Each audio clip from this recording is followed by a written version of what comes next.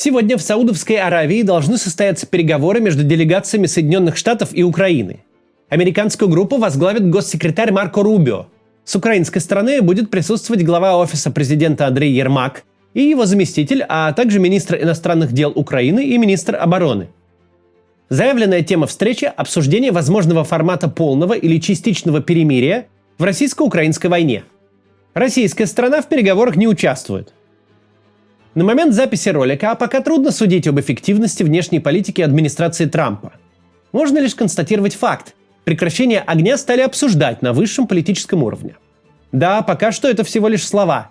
Но раньше, с весны 2022 года, не было даже слов. Поэтому нет ничего удивительного, что новости об американо-украинских и американо-российских контактах вызывают некоторые позитивные ожидания в вопросе окончания войны. Да, на текущий момент нам пока не на что рассчитывать, но есть на что надеяться. И эти ожидания и надежды на скорый мир сейчас вовсю используют рекрутеры в российскую армию. У них появился слоган «Победа близко, успей заключить контракт». А на рекламных баннерах иногда в качестве зазывальщика изображают Дональда Трампа.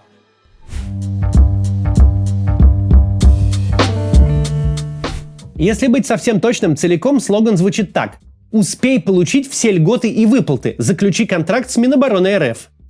На картинке Дональд Трамп в российской униформе мультикам поднимает вверх 2 пальца, обещая огромную единовременную выплату плюс 210 тысяч рублей денежного довольствия ежемесячно, списание долгов на сумму до 10 миллионов рублей, а также бесплатный билет и проживание. Видимо, билет к месту заключения контракта имеется в виду. Есть альтернативный вариант рекламы, причем с ошибкой. Обещают не списание долгов, а оклад 10 миллионов рублей в месяц. На картинке Дональд Трамп улыбается нам из кабинета с видом на Кремль. Обе эти рекламы внезапно стали появляться в ленте новостей у пользователей ВКонтакте. По форме это немного напоминает юмор в духе «Одноклассников» конца 2016 года, когда Трамп впервые победил на выборах. Тогда было много специфичных шуток и мемов на тему «Трамп наш», и что теперь, дескать, к России вернется не только Крымка, но и Аляска. По всей видимости, речь тут не о централизованной агитационной кампании, а о креативе людей на местах, которые решили, что такие картинки сейчас сработают. Но сейчас дело не в картинках с Трампом, а в лозунге. Мол, скоро войне конец, успей же, пока не поздно, получить выплаты и льготы. Время, мол, уходит, кто не подпишет контракт с Минобороны немедленно, тот упустит последний шанс. Ключевое слово «успей». Именно с него начинается, например, агитация на официальной странице во ВКонтакте правительства Новосибирской области. Такие официальные страницы помечены в соцсети синим флажком. На региональной агитке уже нет никаких Трампов, но остается призыв запрыгнуть в якобы последний вагон уходящего поезда. Вслед за правительством Новосибирской области успеть присоединиться к СВО им, к своим, призывают районы, сельские советы и города. Совет депутатов города Барабинска даже привлек в комментарии бота. Шел мимо военкомата сегодня, и были очереди прям с такими льготами и выплатами. Это особенно и неудивительно. Конец цитаты. Чтобы вы понимали, мимо военкомата в Барабинске шел москвич с мертвой страничкой, у которого стоит в профиле стоковый снимок из фотобанка. Помимо органов власти, сибиряков зазывают на войну посты в местных досках объявлений и региональные СМИ. Особенно растиражирована статья про некого Дмитрия из Новосибирской области, который нашел на фронте свое призвание. Нормальной фотографии этого Дмитрия нету, только снимок с затылка. Да и вообще про него в статье меньше 1/4 от всего текста. В остальной части текста речь идет о невероятно выгодных условиях, которые предлагает военный контракт. Начинается статья все с того же ключевого слова «успей». Новосибирскую область я взял лишь в качестве примера. Подобную картину можно наблюдать в самых разных регионах страны. По всей России рекрутеры стали использовать классический маркетинговый прием. Они создают иллюзию срочности, призывая не тратить много времени на размышления. Этот прием хорошо показан в одной из старых серий «Симпсонов». Поторопитесь, количество ограничено. Что? У вас остались еще микрофоны? Да, парочка.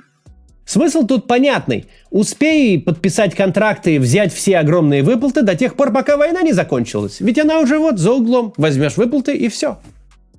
По случаю этого искусственно раздуваемого ажиотажа я бы хотел напомнить русскую народную мудрость. Не спеши, а то успеешь. Даже если мы предположим, будто до конца войны остались считанные недели, к чему нет никаких оснований, Но даже этих и недель-то было бы достаточно вполне, чтобы успеть погибнуть. В конце прошлого года немалый резонанс в Z-сообществе вызвала публикация Анастасии Кашеваровой. Она привела 3 примера, как в течение всего 1 месяца новобранец проходит путь от подписи на контракте до признания без вести пропавшим. В одном из случаев путь этот занял всего 12 суток. Кашеварова, если что, не оппозиционерка, а совершенно провоенный автор и соучредитель официально зарегистрированной некоммерческой организации «Женский фронт». В 2022 году даже была короткое время ведущей программы «Радиоэлектронная борьба» на Первом канале. Уже много месяцев Кашеварова пишет в своем телеграм-канале о том, что происходит на фронте с солдатами.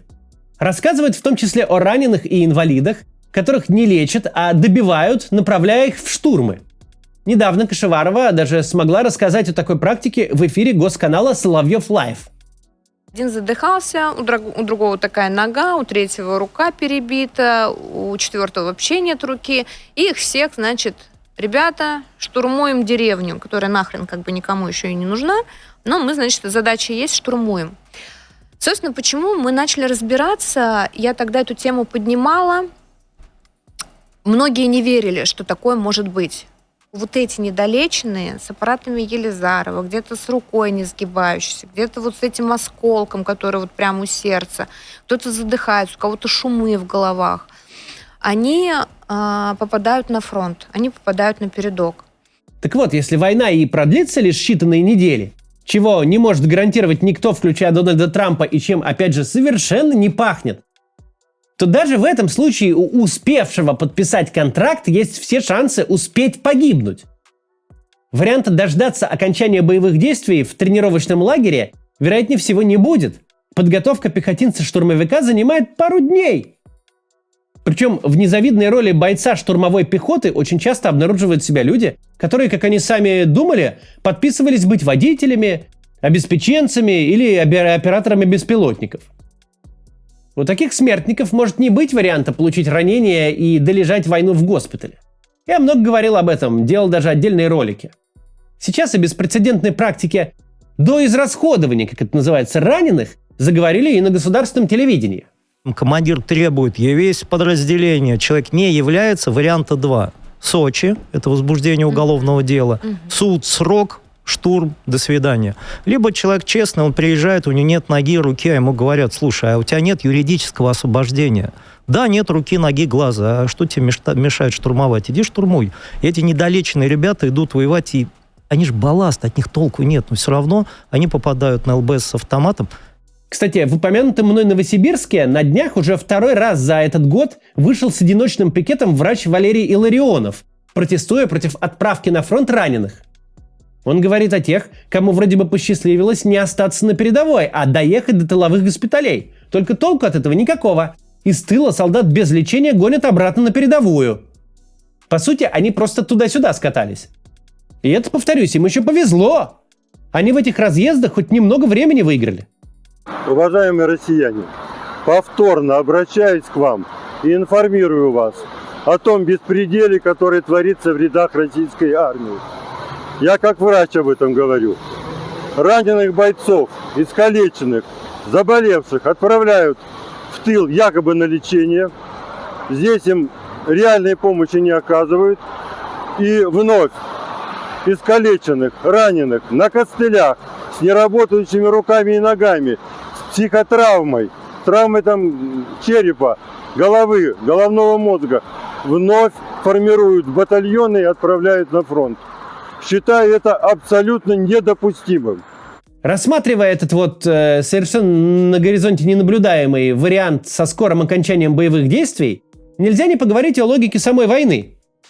Если стороны действительно предполагают, что они скоро сядут за стол переговоров и о чем-то договорятся, то накануне соглашения о прекращении огня они могут начать воевать с особым остервенением. Потому что накануне перемирия ресурсы и резервы можно уже не беречь.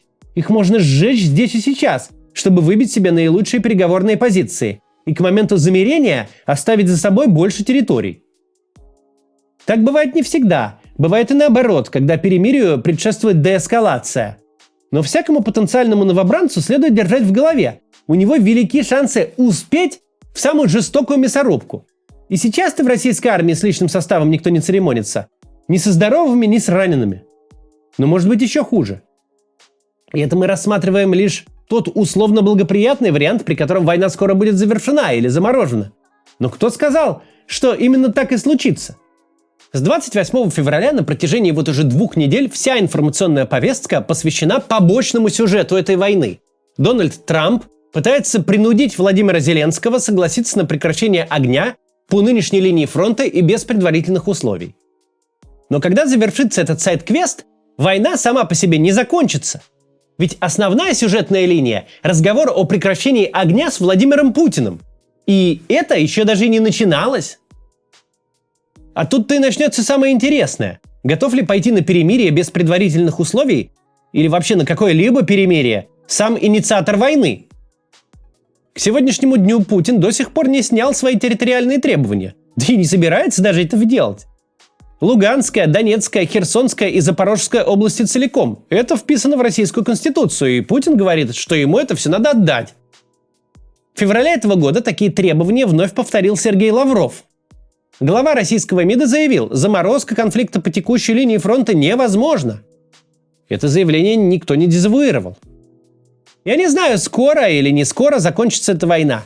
Сейчас этого не знает никто. Весь мирный процесс пока забуксовал во второстепенных разногласиях между Трампом и Зеленским.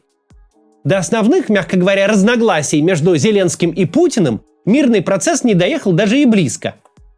А тот факт, что агитация за подписание контрактов развернулась с новой силой, говорит о том, что Путин как минимум рассматривает вариант воевать дальше и воевать долго. Обязательно поговорите об этом со знакомыми, если они раздумывают, не запрыгнуть ли, как им кажется, в последний вагон уходящего поезда. Ведь очень вероятно, что этот поезд мчится в ад. До завтра.